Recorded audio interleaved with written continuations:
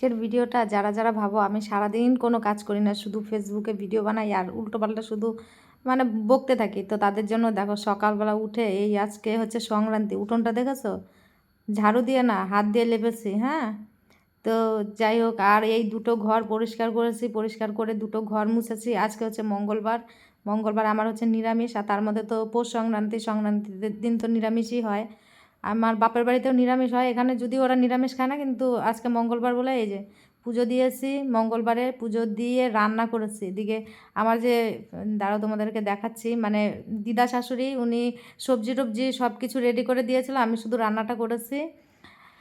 কারণ আমার অনেকটা দেরি হয়ে যাচ্ছিলো, সারাটা দিন লেগে গেছিলো। এই যে যাকে খেতে দিচ্ছি উনি হচ্ছে আমার শাশুড়ির মা, আমার দিদা শাশুড়ি, ঠিক আছে। তো আমি বলেছি আমাদের তো এখন দুটো বাড়ি হয়েছে, একটা হচ্ছে একটা বাড়িতে দেওর ভাসুর থাকে আর এই বাড়িতে তো আমরাই থাকি। তো দিদা এসছে আসাম থেকে, দিদাদের বাড়ি হচ্ছে আসাম ফকিরা গ্রাম।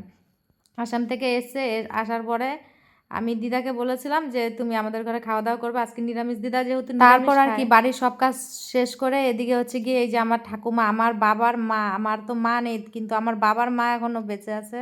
তো ঠাকুমা আগে কিন্তু এরকম ছিল না, মুখ টুক ফুলে গেছে, কারণ ঠাকুমা অনেক দিন থেকে অসুস্থ।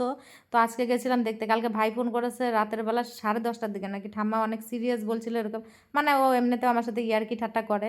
তো আমি এসেছিলাম আজকে দেখতে, আর আমি বাড়িতে রান্না করেছিলাম আরও পনিরের সবজি। তো আমি ঠাম্মার জন্য অল্প পনিরের সবজিও বাড়ি থেকে নিয়ে এসে, সব কিছু তো আর ভিডিওতে দেখানো যায় না।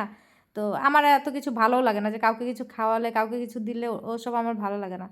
তো কাকে কি দেই, কাকে কি খাওয়াই, সেই সব আমার মানে ভালো লাগে না আমার এইসব দেখাতে।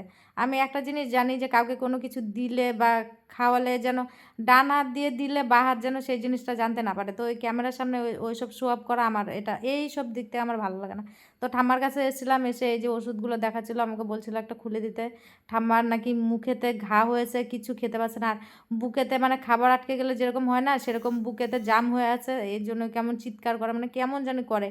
আগে ঠাকুমা আমরা যখন আসতাম কিছু না কিছু তো না খাইয়ে ছাড়তোই না।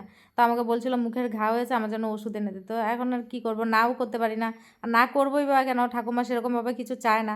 কদিন আগে বলছিল শীত লাগে, শীত লাগে দিয়ে তারপর হচ্ছে গিয়ে একটা কি উলি উলি কোট না কি বলে, প্যান্টগুলো যে শাড়ির নিচে পরে, তো ওরকম একটা ট্রাউজার নিয়ে এসেছিলাম।